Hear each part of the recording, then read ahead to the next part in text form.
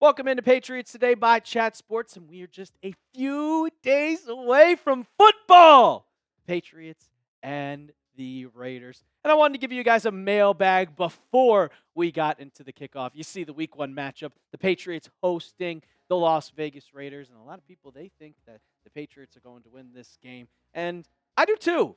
But I want to hear from you guys before we get into the mailbag. Predict the score of Patriots versus Raiders for me. Go down. What do you think the score is? Do you think the Patriots are going to win a blowout? Do you think it's going to be close? I got 27-20 Patriots. Go down in the comments section right now.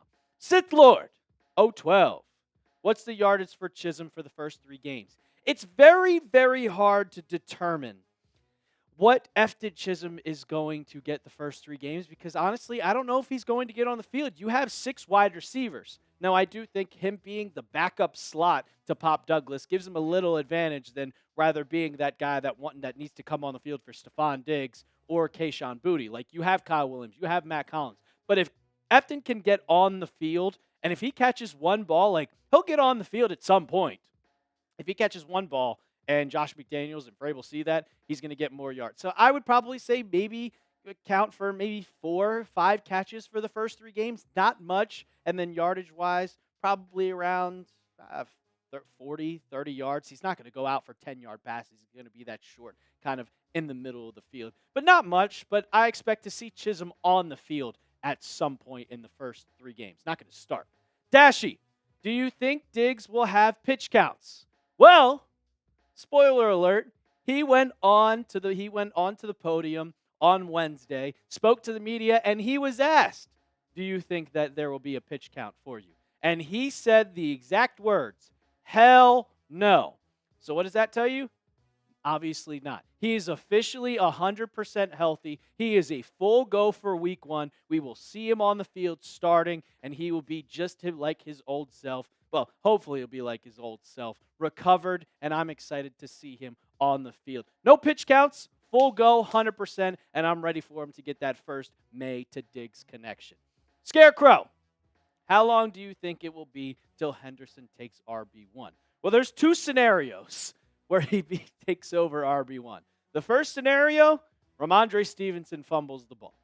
If he fumbles the ball right away, Ramondre will take a step back. But if Ramondre becomes that running back that we saw back in 2022 where he rushed for 1,000 yards, he had a ton of touchdowns, but he still gets a ton of touchdowns. It will take a while for Henderson to take over that number 1 running back spot. It also depends on just how the Patriots offense reacts to this with Josh McDaniels coming back.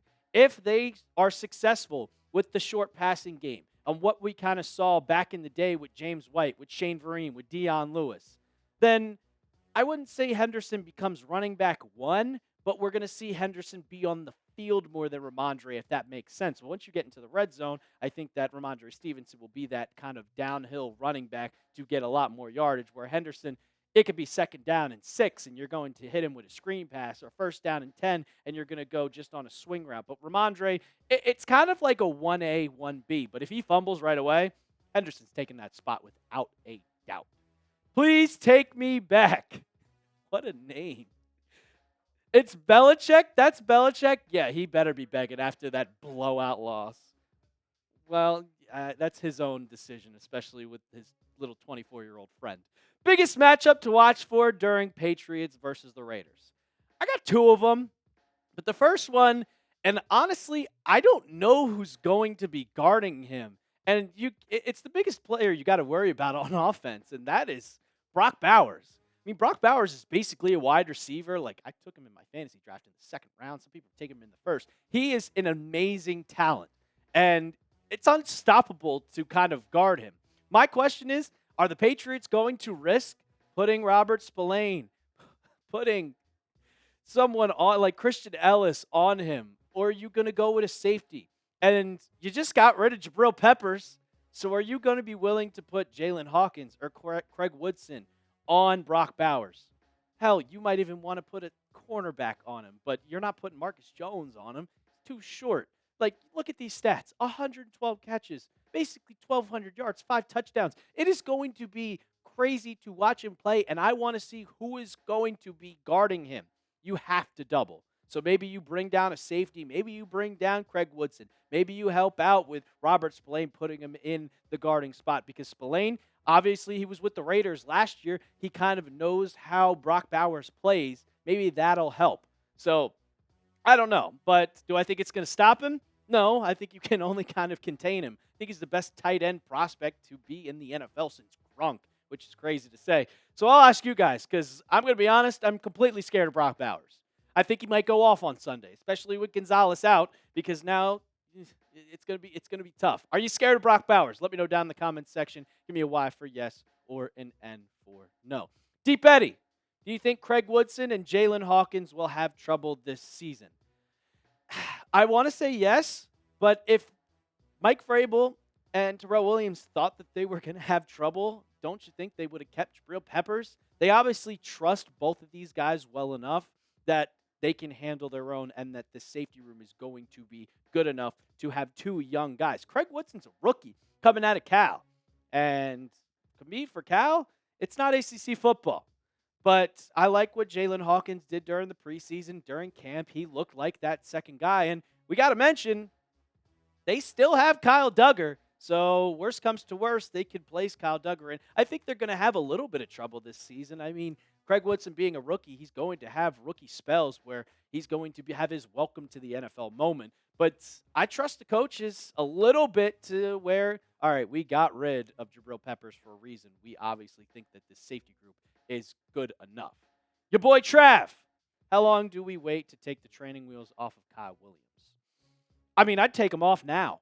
I'm completely honest with you. I'd take him off now. I'd take him off 2 weeks from now, kind of let us get his feet wet. But I don't think we're going to get hospital balls like we saw from Josh Dobbs to Kyle Williams. It's going to take him a minute. But it's also, I said it before, it's going to be hard for him to get on the field being that X-wide receiver. He's got to take over Kayshon Boutte's spot, and I think Kayshon Boutte is I think he's going to have a breakout year this year. I think he's going to go off. And then he also has to try to take over Stefon Diggs' spot. And you don't want to take Diggs off the field. He's the best player on offense. Like, it's going to be just hard for Kyle Williams to kind of find his spot. But when the Patriots want to go full wide receivers, that's where you kind of take advantage of Kyle Williams being on the field, and you truly get to see it. I'd take the training wheels off now. Let him see what he can do, because if you're a great wide receiver, we see your rookie year just what everybody can do. We saw what Justin Jefferson could do in his rookie year. We saw what Jamar Chase. Now, I'm not comparing Kyle Williams to those two guys, but they make an impact right when they get on the field. So just let Kyle Williams go out there and do his thing.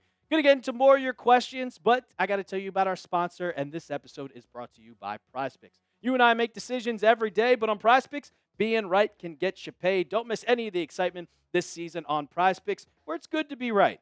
PrizePicks is simple to play. Just pick more or less on 2 to 6 player stat projections. If you get your picks right, you can cash in. PrizePicks is the best way to win cash this football season. Which players are going off? Which ones aren't? Make your picks in less than 60 seconds and turn your takes into cash all season long on PrizePicks. And I put my sports opinions to the test, except for one, because obviously a max discount with Dak Prescott, the more. Yeah, got 1 yard. Then the season-long projections, and you have until Sunday to make your lineup. Drake May, the more, 19.5 passing touchdowns. Stefon Diggs, more, 735.5 receiving yards, the more on that one. You can make a lineup just like that when you download the app today and use code CLNS to get $50 in lineups after you play your first $5 lineup. That's code CLNS to get $50 in lineups after you play your first $5 lineup. PrizePicks, it's good to be right. Cello. Who do you think will be the top receiver on Sunday's game? Well, can I say receiver? Because I think that Hunter Henry is going to be the leading yardage guy for the Patriots on Sunday's game. He is probably has the most connection with Drake May. We saw him a lot. Drake May throw a lot to the tight ends. Between him and Austin Hooper, they had 110 catches between the two of them. Drake May's going to target the tight end. And we saw with Josh McDaniels' offense, if you can establish that run and set up that play action, that tight end's going to be wide open over the seam. And I think that he is probably going to be Drake May's top target and be the leading receiver going in. I think Stefon Diggs is going to have a great game. I also think that we're going to see Kayshon Boutte score the first touchdown. That's just my prediction. But if you had to go with a player specifically, I'm going with Hunter Henry. I don't know if people would agree with me, but I think that would probably be the biggest player on the field. Joey W., 1495. When do we start considering Gonzo's injury frequency a problem? I'm not going to say now because hamstring injuries are so hard, but we saw, like, during his rookie season, yeah, he got hurt. Last year's a little banged up. This year, it might be a little bit time to start be concerning about his injury frequency, but if he comes back healthy and plays the whole season, do we say anything? No. But right now, I'm a little concerned just about his hamstring injury. He's not practicing, most likely going to miss week 1. Hope he plays week 2, but if he doesn't play week 3, that's when I'm going to be like, oh, God. But if he comes back and he gets hurt again, then you got to just be like, all right, we just have to just accept the fact that he is one of the best corners in football, but he's also an injury-prone player. But I'm not going to say just yet. Not going to say just yet. Hamstring injury, it's kind of fluky, but I hope he comes back healthy. Your boy Drew, you think that we will see Chism in the game, and who are you most excited about season in the opener other than Drake May? I said it at the beginning of the top of the show. I think we're going to see Chism just a little bit, not too much, but I think that kind of, if we see Chism, if he shows out and he plays good in probably the first or second quarter where he gets 1 or 2 reps, he's going to get more and more and more. And the most excited player I'm excited to see other than May, I mean, it's got to be Henderson, right? Henderson or Stefon Diggs. I want to see if Stefon Diggs is completely healthy. I want to see if he can be that guy that we saw before where he was with the Texans, where he was going to average 1,000 yards. Because if him and Drake May are on the same point, it's going to be deadly. Brable's Burner, coming back as always in the mailbag. What are my thoughts on the new Patriots jerseys? And well, last Thursday, the 28th of August, the Patriots came out with their NFL Rivalries jerseys. And you could see them right here. We saw the kind of concept I showed here on the channel a bunch of times, and I was like a little bit of, But as I started to look at a little bit more, they're growing on me a tiny bit. Like, I like them. I think they could have been better. They're growing on me. I really, really love the completely white helmet. I think it's super sleek. I think it's awesome. They're growing on me. I like the number. I like the nameplate on the back, but I think they could have been better. And honestly, there's one jersey I want to bring back, and it's the Flying Elvis 90s jerseys that Drew Bledsoe wore. I love these. I know they probably don't fit in today's era of football, but I love the Flying Elvis over the shoulder pads. I think it's an awesome. The pinstripes are cool to me. If you could bring that back as like a throwback one-off type of jersey, that'd be awesome. But I was not a fan of them at first. I even said I was like, there is no aura with Drake May in these jerseys, but they're growing on me. I'll probably like them once we get on the field. Once we get to the actual field, when we play the Jets in those jerseys, I'll probably be like, woo, those are clean. You grade the jerseys for me. Give me an A, B, C, D, or F. I started as an F. It was terrible. I've moved my way up to about a B minus, a C plus type of range. Go down in the comments section. And while you're down there, if you're still here, give us a follow. You obviously like what you see. We got Patriots coverage all throughout the week, every single day. So make sure you hit that sub button. And as always, let's go Pats.